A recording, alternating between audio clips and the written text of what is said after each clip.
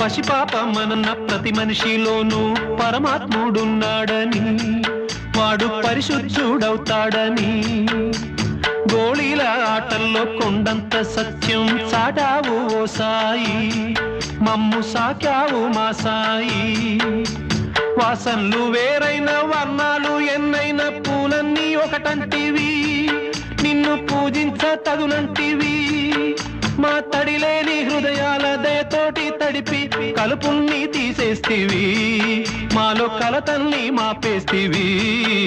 మా పాపాల తొలగించు దీపాల నీవే వెలిగించినావయ్యా, మమ్ము కరుణించినావయ్యా. జన్మ జన్మాల పుణ్యాల పంటల్లే నిన్ను దర్శించినామయ్యా, మేము తరించినామయ్యా.